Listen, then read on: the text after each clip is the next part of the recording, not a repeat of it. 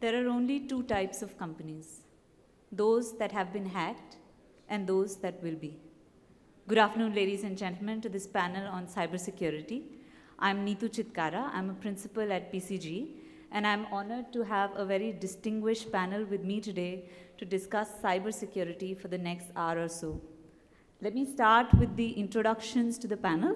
We have actually a very good mix of people from business, technology, law, regulation. So we hope to have a very good discussion over the next hour or so. Our first panelist is Mr. Khara. He is MD, IT Risk and Subsidiaries at State Bank of India. We also have from business Ms. Debopama Sen. She heads Treasury and Trade at Citibank for Southeast Asia. We have Mr. Sriram Jagannathan. He is VP Payments at Amazon India. We also have Mr. Peter Gartenberg. He is GM Enterprise Commercial at Microsoft. So we have a good mix of technology there. Then we have three people on the law and regulatory side. So we have Mr. Ganesh Kumar. He is ED at Reserve Bank of India. We have Ms. Nappinai. She is a Supreme Court advocate and an author of multiple books on cybercrime. And finally, we have Mr. Balsingh Rajput. He is part of the Maharashtra cybercrime cell. He is Superintendent of Police. Great. So what we will do over the next hour or so, we'll start with, I'll get the discussion started with a small presentation for about 15 minutes. We'll have 45 minutes of discussion post that, and then we'll leave some time at the end for Q&A from the audience. But let me start with a pop quiz for the audience. What do these three people have in common? As you see, all three are distinguished, experienced executives, what you'll see from their designations. They've served very respectable, well-known companies. Any guesses? All three had to resign in the aftermath of a cyber attack on their organization. Which brings me to the first point on cybersecurity. Gone are the days where you could leave cybersecurity to the CISO, the Chief Information Security Officer, or the CIO, or just the IT team alone. This is the time, particularly now with increasing digitization, increasing focus on getting data and analytics, and we spoke about this earlier today as well. Cybersecurity is the domain of not just the CIO anymore, it's the CEO, the board, at the very highest level in every organization. If I look at some of the numbers, so the number of records breached in 2016, that's the pink bubble on the very right, was 1.8 billion. And these are just the reported records breached. The actuals could be much higher, as with cybersecurity. Many of these breaches actually go unnoticed or unreported, so the actual number could be much higher. We also find that this number continues to grow, almost at 20% every year. As the cyber attacks balloon, what you find is press, investors, regulators, all are increasingly taking notice. The press are reporting. In India, I think that's even more true as we start to discuss about data privacy, Aadhaar. This debate is actually ongoing as we speak. Regulators are investigating and creating a lot of frameworks, as I'm sure Mr. Ganesh will agree. Investors are worrying. And why wouldn't you? Because what if your investment tanks by 1/3 in just a span of a day?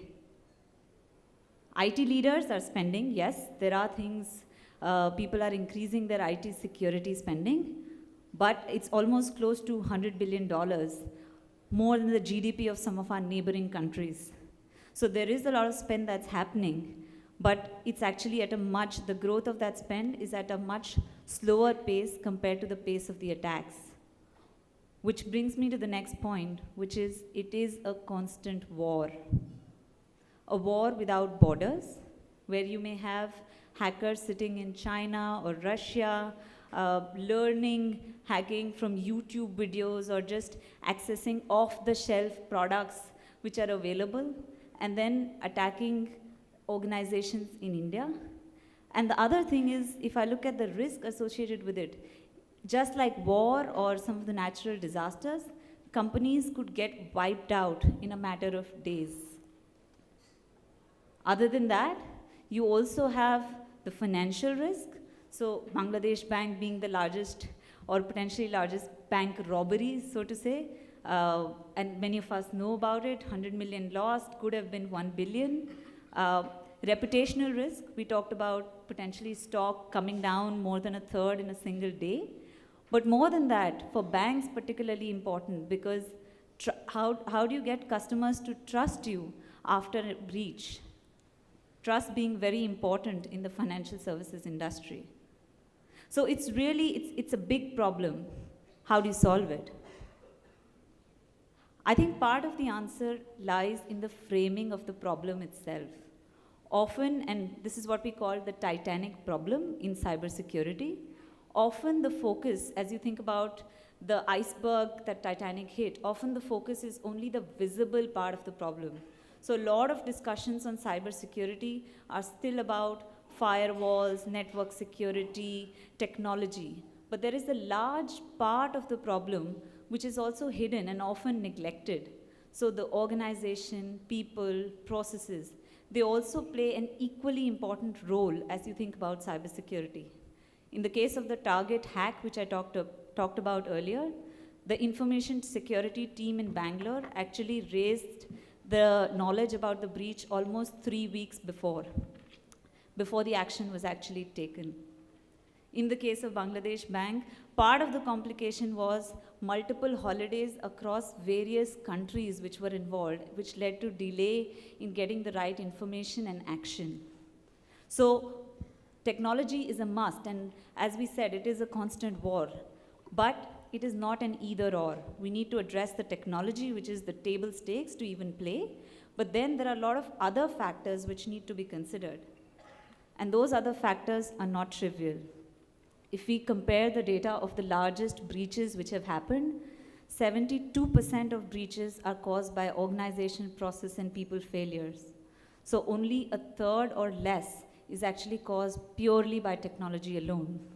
And therefore, it's important as we think about cybersecurity to address it in a holistic way, to look at what can be done on technology, on people, on processes, and how do you address it. So that's where we end with the monologue part of the discussion. We now move to the panel discussion. What we will cover is essentially 4 key questions. We have seen a lot of global data. The first 2 questions here will talk about what is happening specifically in the case of India. So what are the biggest challenges if we look at cybersecurity for Indian banks? How prepared are we for these threats? What measures have already been taken? And then actually moving to what are the gaps that still remain and how do you address them? So I will now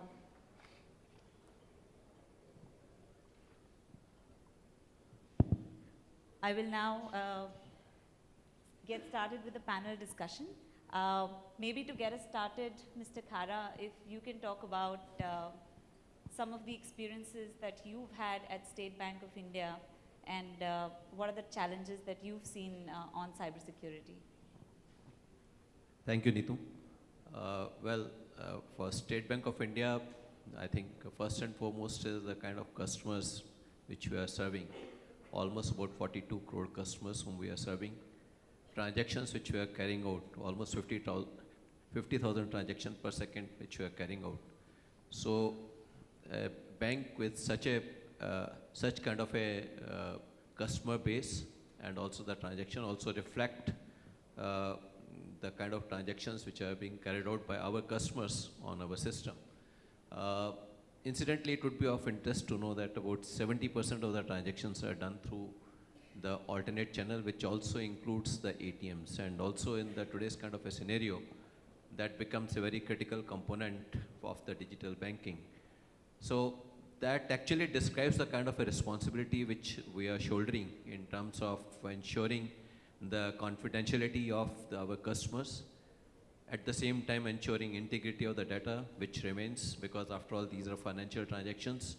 There cannot be any loss of integrity in these, as far as the accounts are concerned, and also ensuring the availability of the banking system all through. So I think it is a huge responsibility, and also it is something which makes many of us sleepless throughout the night, because the way the threats are there to the data security, it is something which is a matter of concern for any financial institutions across the globe. Having said that, we have to remain geared up always to ensure that our employees who are making use of the core banking solution across the country, they should be informed about it, they should be made vigilant about it, and they must perceive this threat, because we always believe that unless and until the security risk is perceived by people, they probably will not be vigilant enough. So that is something which is a mammoth exercise for an organization like State Bank of India. And I'm sure it is equally important for the banking system also in the country, and for that matter, the whole financial sector in the country. Well, for that matter, what we do is we keep on reinforcing these messages. But I think it's not an era where probably the reinforcement itself is good enough. It is one of the essential requirements, but not adequate requirements. So for that, we have to remain vigilant when it comes to the various vendors who are working with us. We have to ensure that their applications are all very well insulated in terms of the potential risk which they can have to the network. And also at the same time, when it comes to multiple users and applications, multiple applications which you are using, we have to ensure that they also remain very well insulated as far as the risk piece is concerned. Because availability is one of the very, very critical component. We have to be available 24/7 or 365 days. So that is another responsibility which we have to shoulder for the country. So I think what we keep on doing is, as we are observing that many more people are coming on the online banking, on the mobile banking, on the app banking, we have to ensure that these people are also informed in terms of their credentials, because eventually the credentials, the way they are creating their credentials, we have to ensure they are the strong enough credentials. We have to also ensure that we keep on informing them in terms of any large transactions which are happening. So for that, we are using multiple mediums. It could be SMS, it is also emails which we are sending across. It is more like informing them, and if at all there are certain transactions on which they have got, which are not actually carried out by them, so they can immediately revert back to bank, and so that we can stop those transactions. So I would say that we are using multiple ways and means, but this is something which keeps on evolving every now and then, and also we are also mindful of the fact that those people who are trying to steal the information, critical piece of information, maybe they are much ahead of us. And for that matter, we are also engaging in some kind of ethical hacking process to understand what is going on in the mind of such people, and if we can insulate our systems from such potential risk. So this is something which is being done on an ongoing basis. And I would say that information security is something which is a goal, and maybe the cybersecurity is the ways and means through which we can achieve those goals. That's how we believe in as far as the data security is concerned. Very helpful, sir. If I may now move to Peter, and given technology is one of the foundational elements, as we spoke about, if I think about cybersecurity, do you see any unique challenges specific to India as you think about technology and role of technology in cybersecurity? Yeah, India is unique. One of the big differences about India is it's a mobile-first country. So that whole movement to a perimeter-less environment from a security standpoint really is here and now. And that's different from some of the other Western countries. So that has presented, Indian enterprises with a unique challenge. One of the other issues that we have here is relatively slow upgrade cycles. So the vulnerabilities in the software, tend to be here longer and can be exploited. So one of the big projects we have is moving customers to Windows 10, for example. And here again, it's a little slower than in other countries. And that means there are those kind of vulnerabilities. Target, for example, was an endpoint vulnerability that Windows 10 absolutely takes care of. So the upgrade cycles, relatively, a lack of investment in keeping up to date is a problem we have here pretty frequently. Counterintuitively, one of the other aspects is a relatively slower movement to cloud. And cloud is actually a far more secure environment because in cloud, the latest in terms of cybersecurity is being deployed. And again, India has been a little slower, although SBI, for example, was the fastest deployer of our Office 365 cloud on the planet. I mean, they move very rapidly into that after a lot of due diligence. So I think maybe we're going to see the cloud movement pick up a lot. But in the meantime, on-premise types of implementations are more vulnerable than cloud-based deployments. So those are some of the differences we're working on here in India. And if you look at what we have done to already counter some of these threats or some of these challenges, maybe I can bring Mr. Ganesh Kumar to talk about. I know that RBI has a cybersecurity framework of banks. A lot of measures have been done. Mr. Ganesh, do you want to elaborate on some of that? Thanks, Neetu.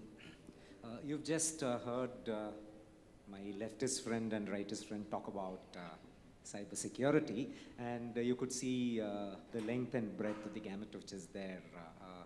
The large population of customers which have to be taken care of, and the large number of systems which have to be brought up to stake. And at the center of it, you have the regulator who's supposed to ensure that everything in the country goes through nice, and if it doesn't happen, well, the buck stops here. Just a small load on your shoulders. Yeah, very small, and it really doesn't matter because already we are here, a tall building to take care of everything. But jokes apart, one of the most important things that is there, which is a little bit of a paradox which I always tell whenever I meet my financial sector friends, is that as a financial sector or as a banking sector, we are supposed to be open. I'm supposed to be open to welcome customers. I'm supposed to be open to take money. I'm supposed to be open to give back the money whenever he wants, wherever he wants, whichever way he wants. And at the same time, I should ensure that it should be in a closed condition. It's quite paradoxical. And that's where perhaps the issue of cybersecurity comes, whether it is cybersecurity. Earlier on, we used to call it information security. Much earlier than that, we used to take it as physical security. Security is an important concern which is there.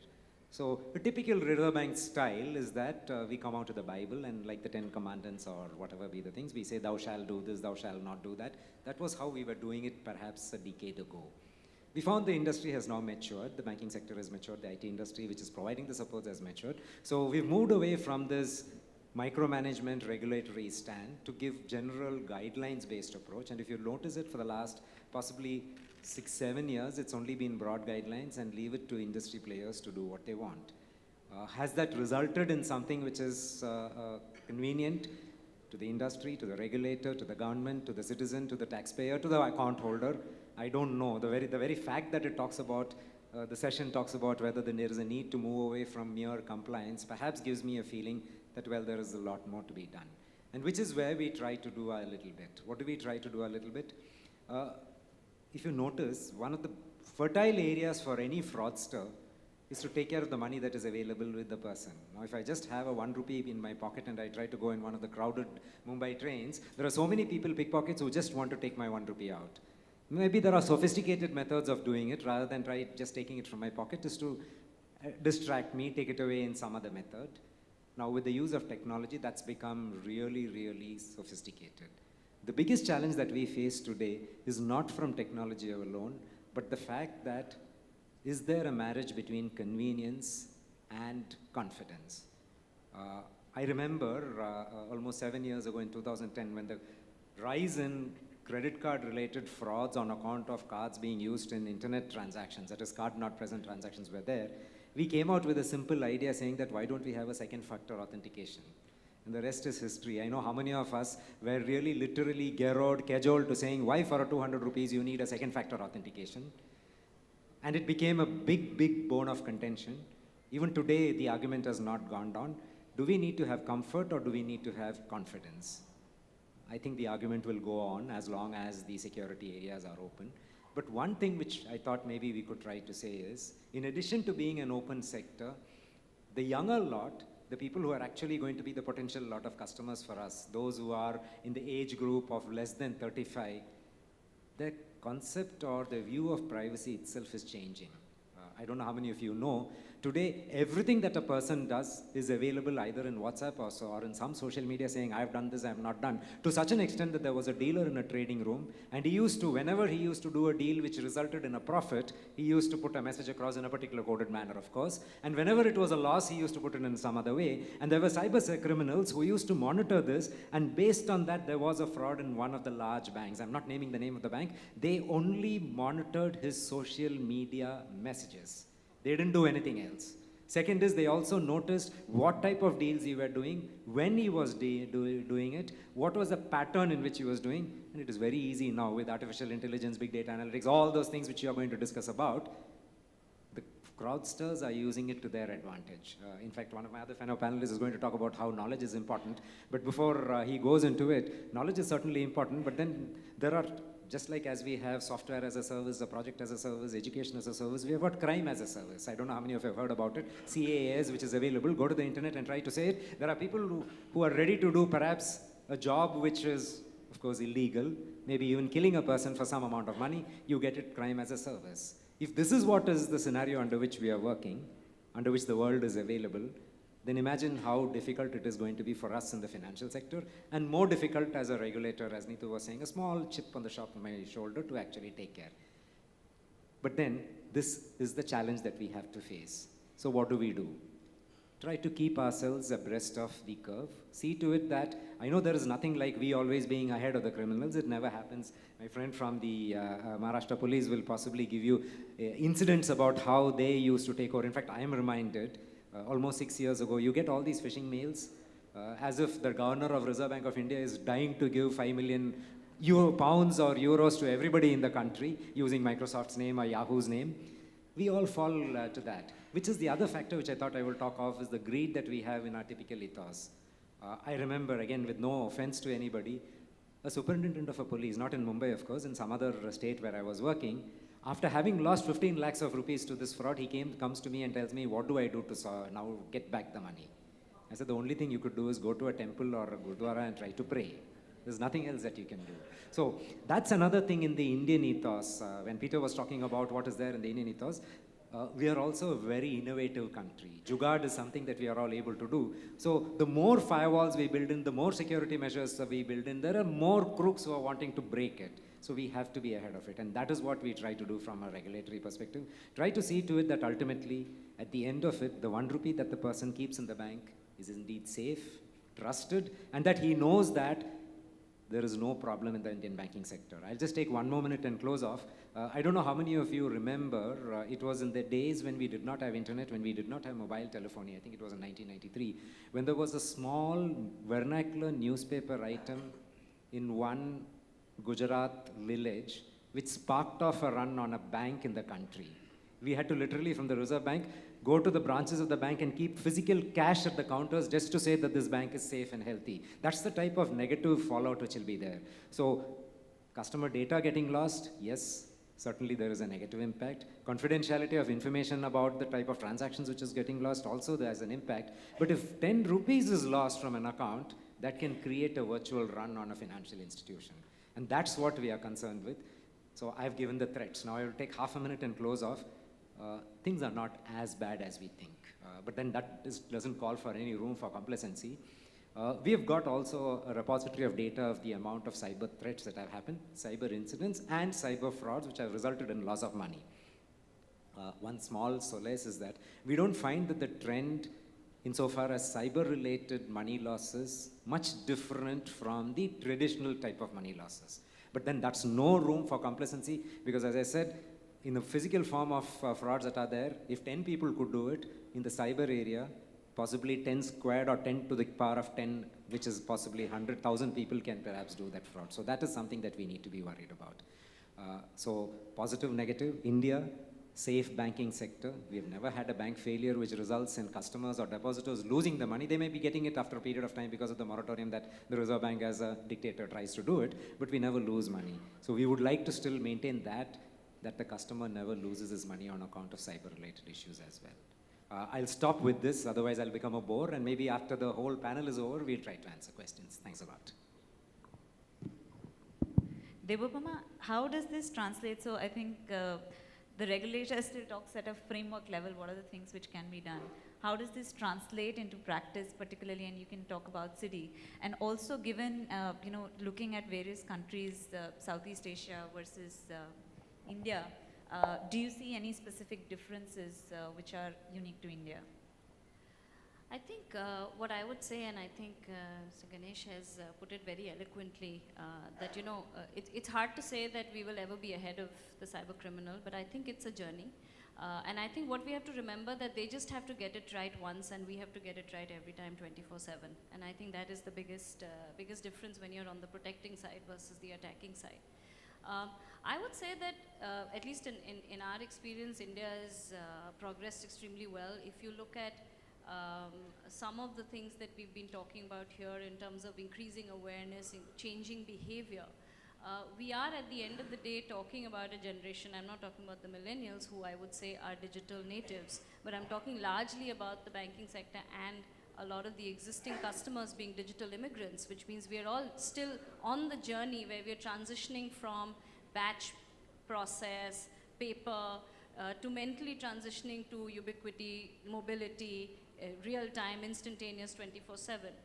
And even if we've made that transition as humans, I don't think we've necessarily made that transition from a security perspective yet. So it's still a journey. Even the concept of how as bank officials we think about reconciliation in a mobility-driven 24/7 world is very different how we would have thought about it maybe even 2 years ago in a check-induced world. So it is definitely work in progress. I don't think we're very different from other parts of the world. I'll just take a minute on awareness and education. I think historically the dialogue in the industry has been a lot about training, has been a lot about classroom training, demos, conversations, flyers to customers. But now I see the conversation changing significantly. We are talking about practical on-the-job training. So for example, one of the things we do very actively, and we see a lot of our peers starting to do that as well, is something we call a cyber tabletop exercise, where ever so often we get our entire senior management into a room, and they can't leave the room for 7 hours, literally they're locked in there, and you simulate. You simulate an actual attack, you simulate an actual incident, you actually simulate different levels of starting with a small attack to a large fraud to probably a DDoS or something much more sophisticated. So that if and when it actually happens, keeping aside the chance that you can only prevent so much, you need to have equally strong detect, respond, and mitigate practices. If and when something actually happens, everyone straight from the top knows how to react. So I think that shifting of that conversation from education and classroom training to actual behavior change and bringing them, making it experiential is something that we are seeing across the industry. Just one more data point I'll give you. EY did a survey I think last year, and 49 to 50% of CTOs and CIOs and CEOs reported that malware getting downloaded in an undetected manner into enterprise networks is one of the biggest cause of threats.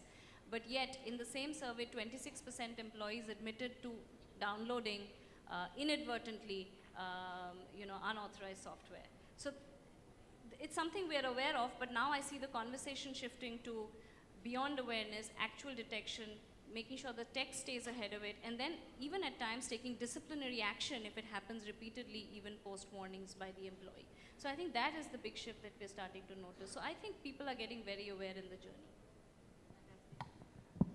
Fantastic. And I think the resilience point that you brought about is very important, right? So while I started with that statement from 2012, that's already been updated where people say, and I think Peter and I had this discussion, now there are only two types of companies, those that have been attacked and those that don't know it yet. So, you know, there are, it's like natural disasters where it's not just about prevention, it's also about thinking that what happens if I do get hit, and how is my resilience plan crafted, and that's become an important part of cybersecurity as we think about today. Let me also add, since we talked about law enforcement, let me also bring Mr. Bala into the discussion. Particularly, what are the measures that you think have been taken from a law enforcement standpoint? What are even on the challenges front, what are the challenges that you see, particularly because that's where the rubber hits the road? Thank you. First of all, I would like to bring to your notice that there are two myths that we first need to take out of our mindset. One is the IT and cybersecurity, both are, same and need to be dealt by the similar kind of personnels. These are myths, need to be taken out. IT development and cybersecurity are two different fields. That means a person who is building artillery is not a security strategist and a soldier. A nuclear weapon builder is not a best nuclear strategist and how to use it. So IT developer is something different.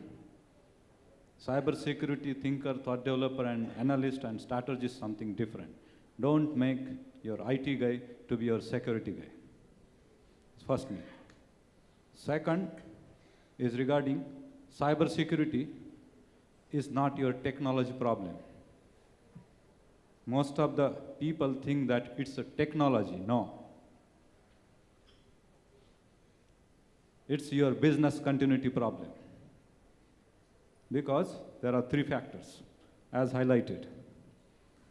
It's a technology, process, and people.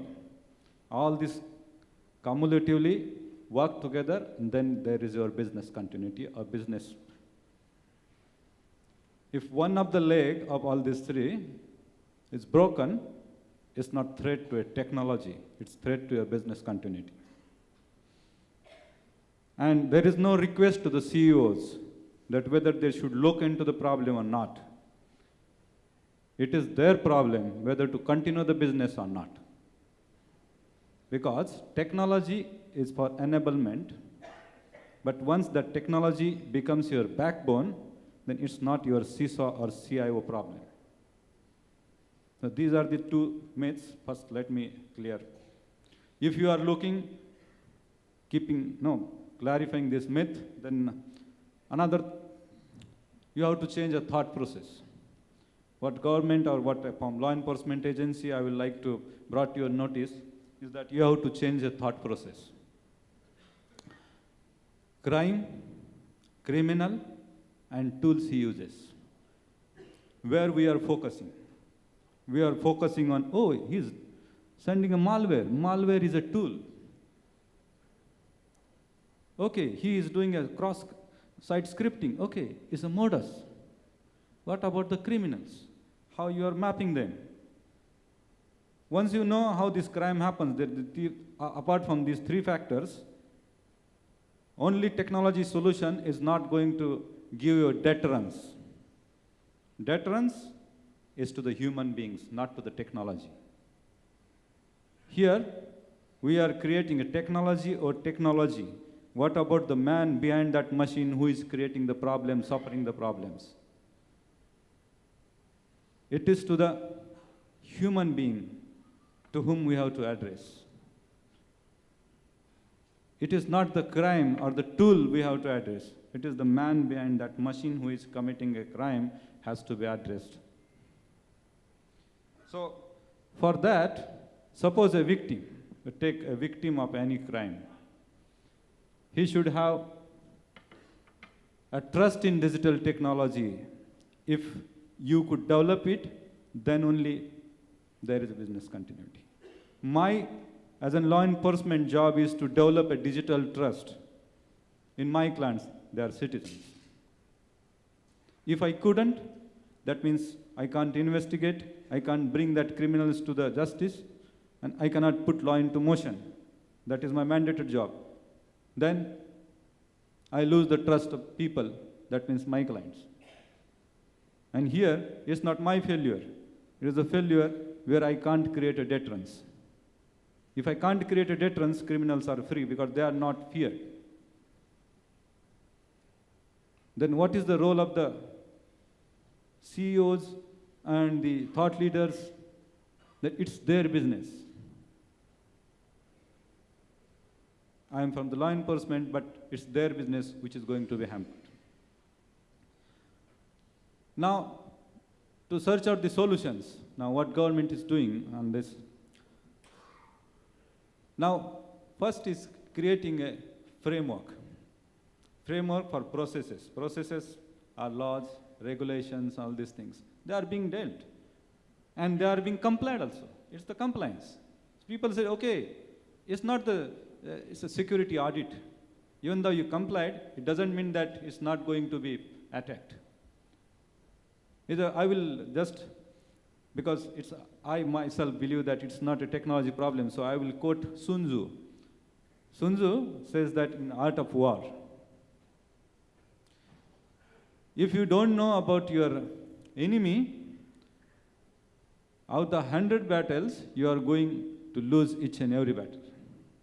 If you know yourself and you don't know the enemy, you are going to win the 50% of battles. But if you know yourself, your strengths, weaknesses, and your enemy, then each and every battle you are going to win. Here, in this knowing the enemy, we are only trying to understand his technology. Apart from that, there are the other factors. As a government agency, who are the victims? Apart from business, the clients of that businesses, they are also victims. So we are on more awareness and training mode. What awareness? It's what the cyber hygiene is. Because most of the attacks are through social engineering.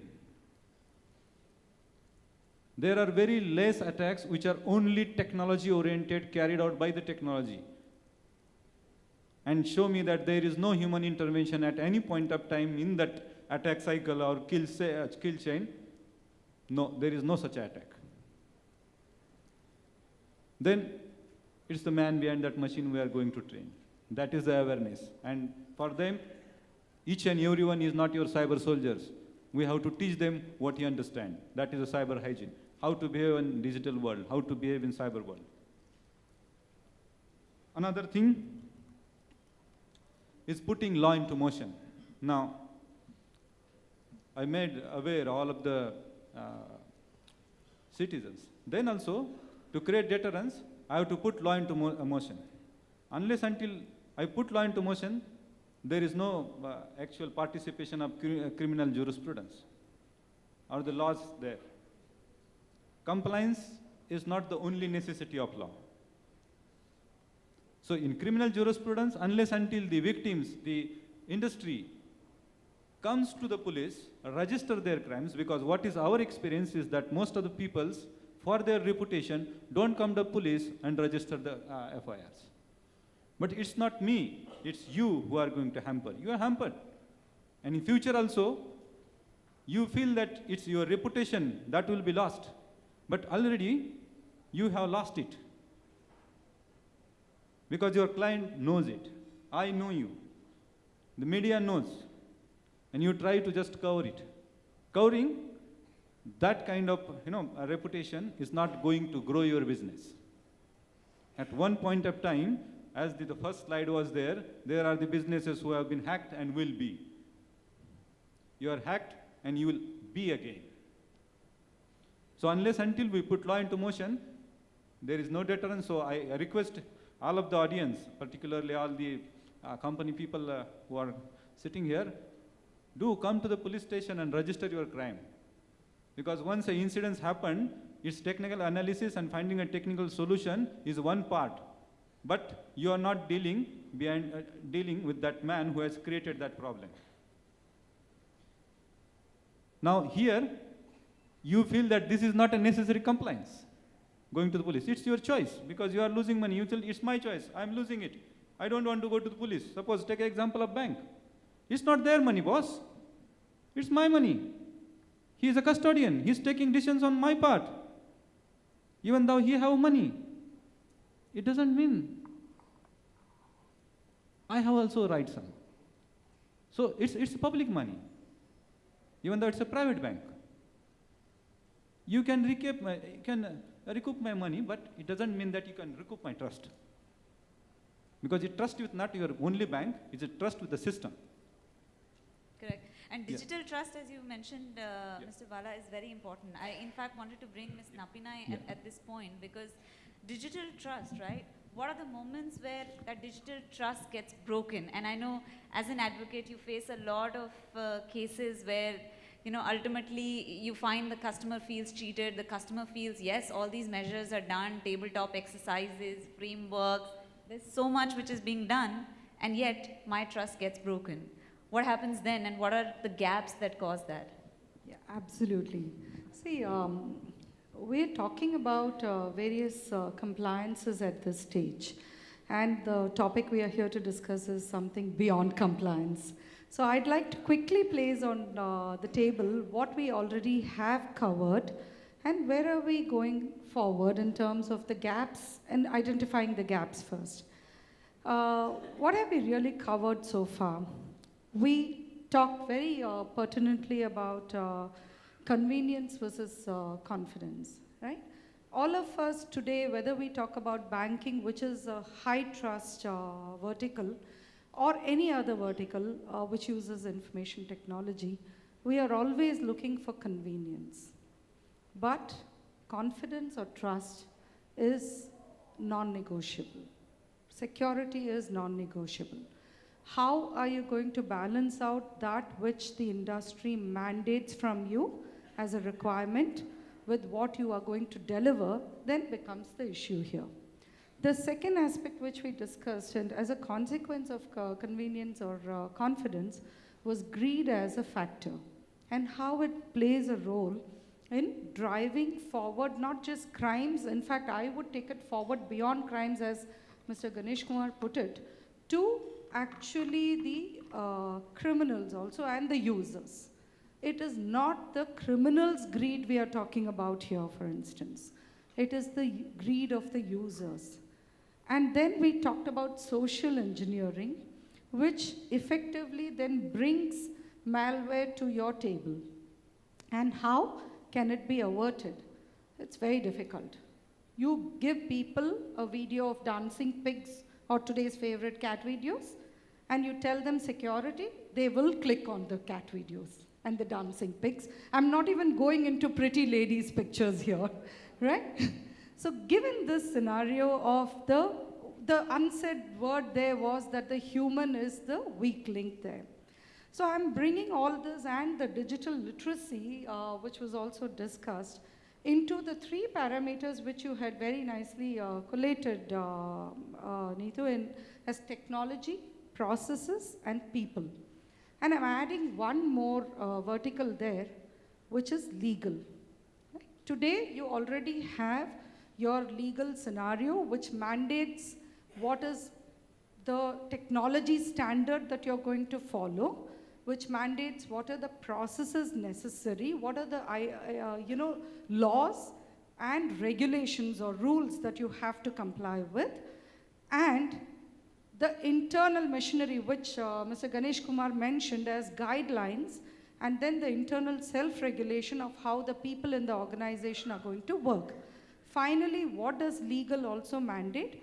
What is the punitive action, be it qua your organization or the criminals for that matter? So as a victim as well as a perpetrator or a person of responsibility, What is it that the law mandates towards you as a requirement? So when you look at these 4 broad parameters and the gaps, which is what we are talking about, you will notice that there is actually one common thread that runs between all 4 in terms of where the gaps lie. It is not like technology is not sufficient today. It is strong enough. It will keep growing, and we will grow with it in terms of creating new standards or new thresholds. It is not like we don't have enough processes. In fact, I would say sometimes you're actually running through a fatigue in terms of implementing processes. Probably sometimes we are actually out there taking out a gun to kill a bug, right? So processes are probably done to death. People are always going to be your weak link. So, the other thing I loved about the topic for today was, meeting the knowns and unknowns. So drawing from Rumsfeld, I would say that we have to take it further to say that there are many layers for the knowns and the unknowns. You have the known knowns, known unknowns, unknown knowns, and the unknown unknowns. And we are supposed to be able to meet all of this, right? In that, the first level would be to identify that yes, people are going to be a weak link, whether they are with the organization or the users. Today, as banks, if we take banks as a vertical, you cannot shy away from the fact that whilst a lot of it may have been left as guidelines, when it comes to liability, today the RBI has passed off that liability to you. So today, it is not just about creating literacy because you want to protect the customer. It is not about creating literacy or putting in processes for technology or people because you want to maintain that trust. Today, it has become a liability for you. So when you're doing that, and when you take into account the biggest gap, just to cover the gap and the other aspect of it before I move forward with one anecdote on this. Legal, you are faced already with a borderless criminal environment, and we are faced with a limitation of a territorially bound legal enforcement scenario. So we have to work within these bounds. You have to accept the liability that is reposed, and yet meet not just what is known. It is not just, let's take hacking off the table also today, because we know already that's a known threat. Let's move beyond that to the unknown, and I personally feel that what Debopama pointed out of resilience is actually the most important there. Because when we're talking about all the cybersecurity, I think the whole conversation today comes back to one thing, that you need to prevent and protect, rather than talk about punishment or punitive action, because that's just the last leg.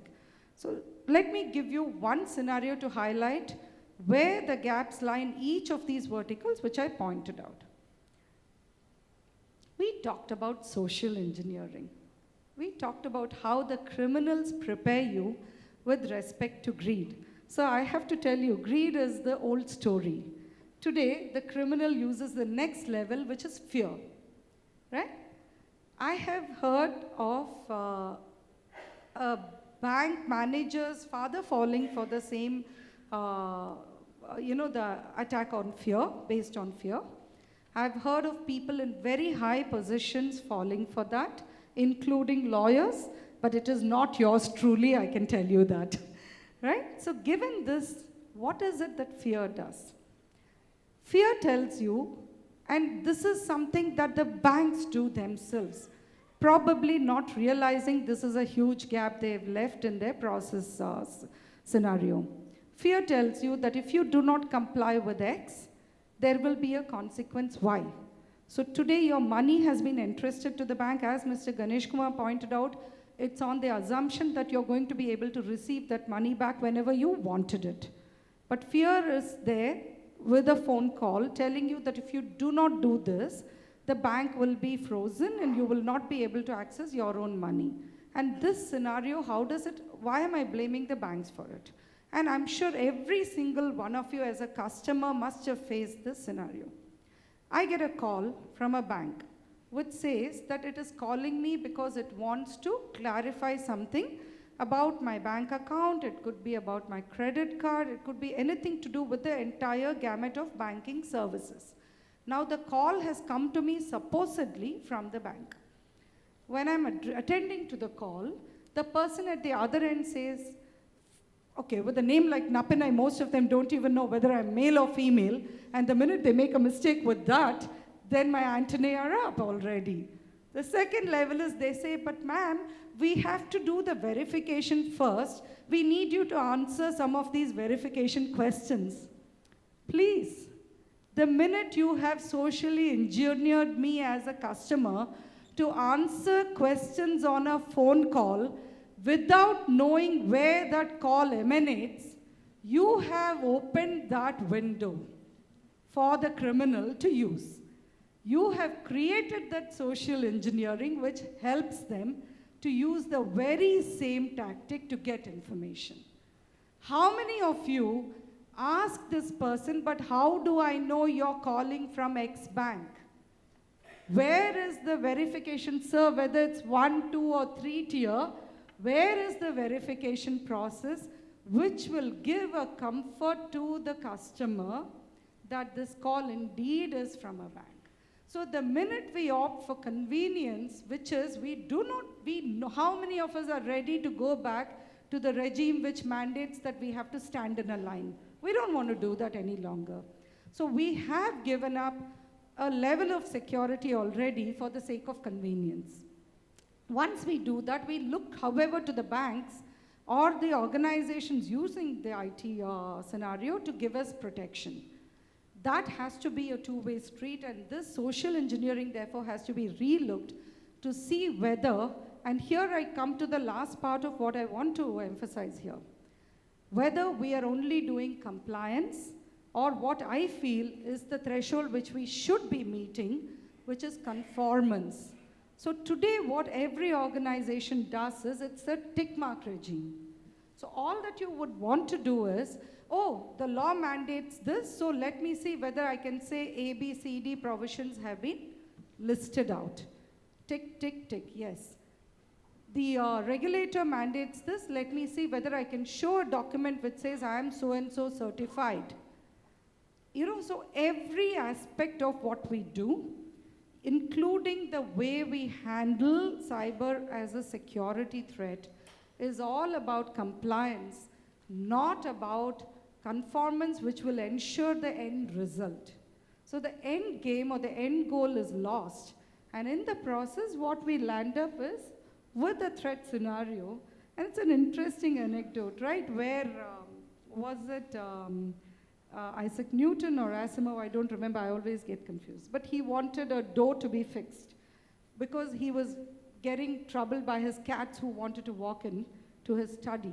So there are actually 2 doors there now because he insisted on having 2 doors, one for the mother cat and the other for the kitten.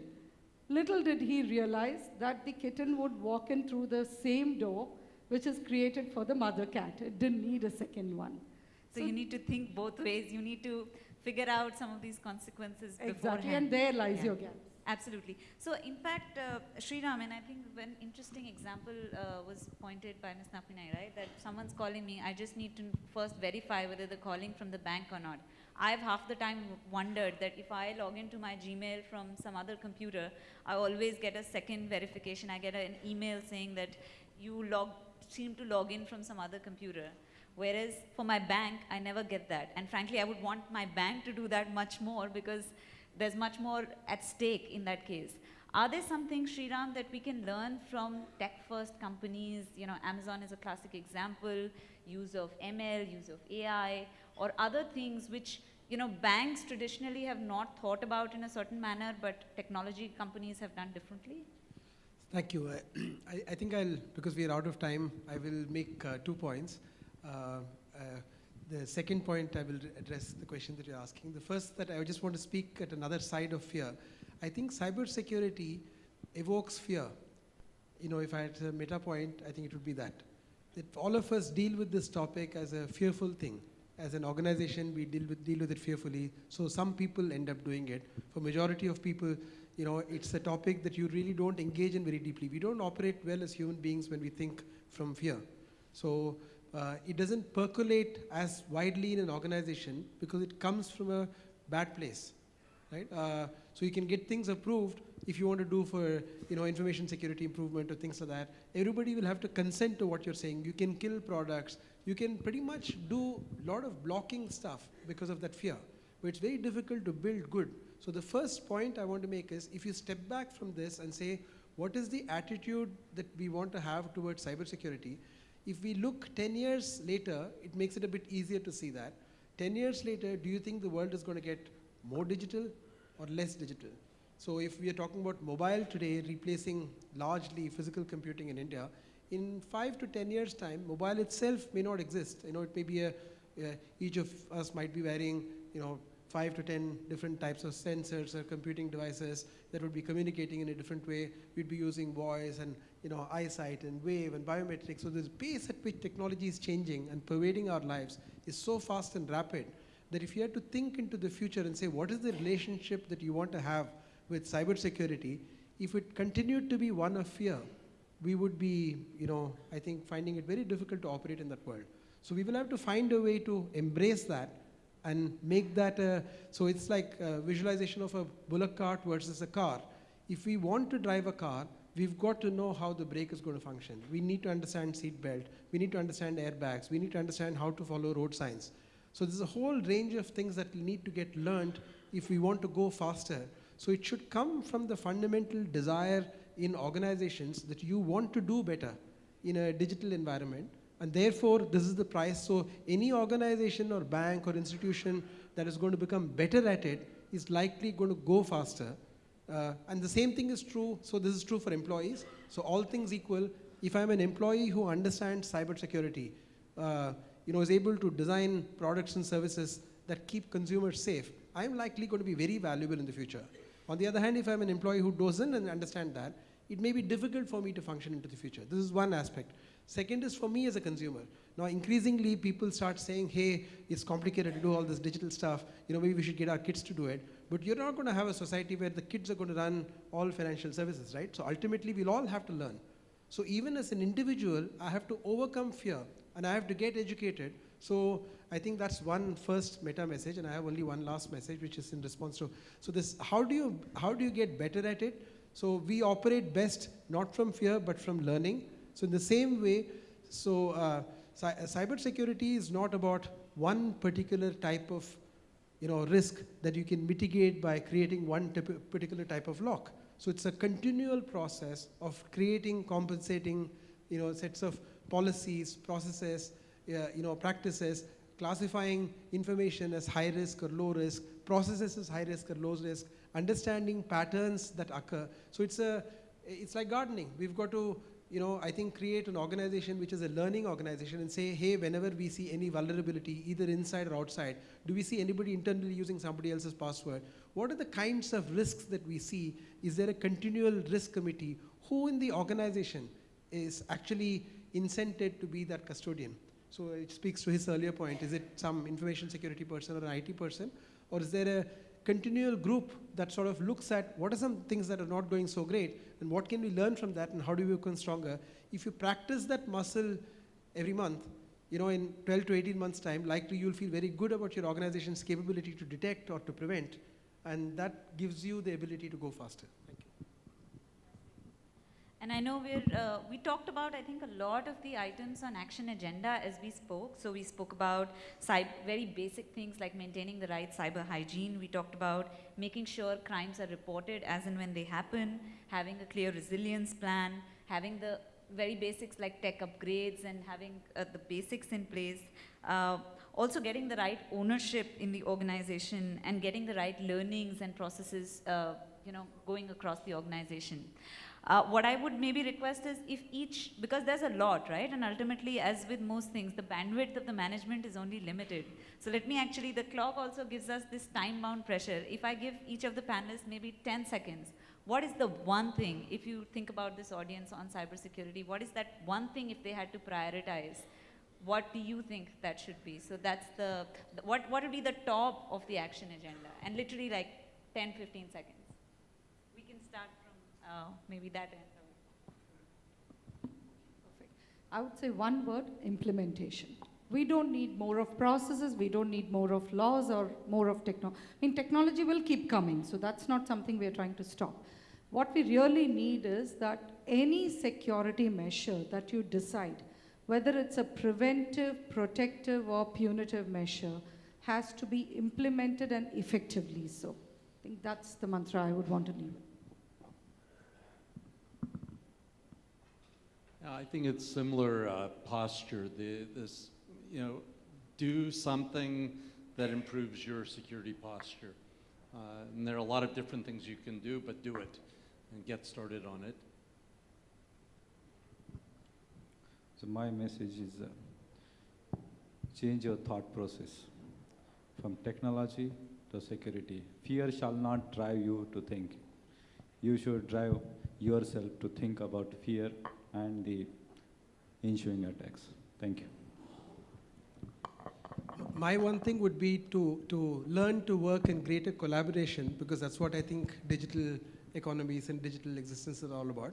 So we need to know 1,000 things about a customer, about a transaction, about a pattern, and it's going to come from across a variety of domains. Knowing where the external domain is weaker is important to know as much as where it is stronger.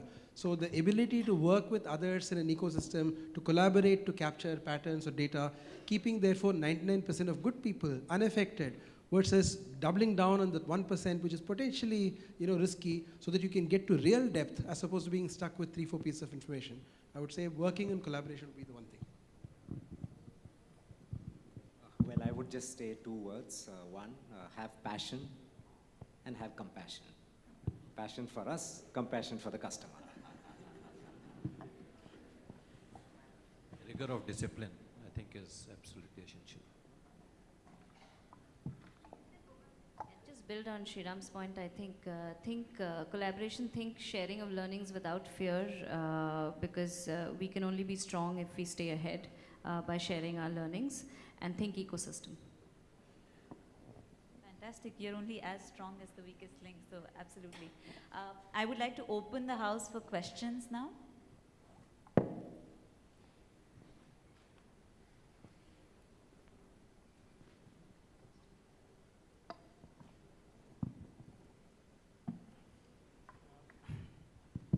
Yeah, my question is to Mr. Ganesh. We haven't touched one subject I was hoping to hear on, was cryptocurrency. These days, a lot of things we are hearing about, private fiat launching their own currency and all that. So something, if you can brief us on that, because a lot of, I'm teacher, and I see many of my students are very excited about, investing in those coins without knowing, without touching, without. So how secure is that, and what is RBI's thinking on that? You would have seen all of us smiling or laughing, because we did discuss prior to this as to whether we need to talk, and we took an informed decision that we will not open our mouths on cryptocurrency. I'm so sorry. But that's okay, that's okay. So in fact, you sorry. said that I did not talk about one thing. I thought I didn't talk about 100 things. But anyway, in fact, it's not new to me. Normally, this is a question which is asked at all points of time, and I will go back to what is given in the RBI site, comes as a message which keeps coming out all along. Cryptocurrency, the way we understand cryptocurrency now, the bitcoins and the similar things like that, they are not legally available for settlement of payment transactions. If you want to use cryptocurrency as something which is available for an investment proposal, like the small, fast advertisement that mutual funds are subject to market risks and all that, the same way, do it knowing the full risks. This is something which is published by Reserve Bank. It's told by all the people who provide Bitcoin service facilities in case they are regulated by the Reserve Bank. If they are not regulated, well, it's something which customers have to take care of. In fact, Nappinai is part of a group with the government has got. A lot of people are working on it to come out. At this point of time, although that's not the final word, it appears that, at least as far as India is concerned, we are not going to use Bitcoins for payment settlement transactions. That's the current position. Many countries in the world follow the same. But if you talk about the technology behind Bitcoins, which is typically, what is it? blockchain or DLT, distributed ledger technology, that's got a huge potential for all of us in the financial sector. Let's try to look at use of them, maybe for trade transactions, maybe for other related transactions. Let's try to use it. Let's not look at Bitcoin as one of the end means for using this technology. Since you gave me the opportunity, I also tried to market it, saying that look at the technology, don't look at the end product.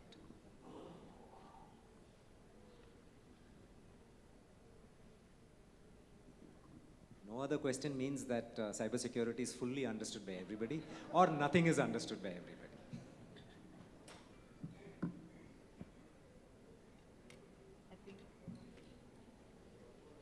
I think with that, actually, we should give some time back. Thank you so much for being very patient listeners, and thank you very much to the panel for enlightening us on this very interesting topic. Thank you.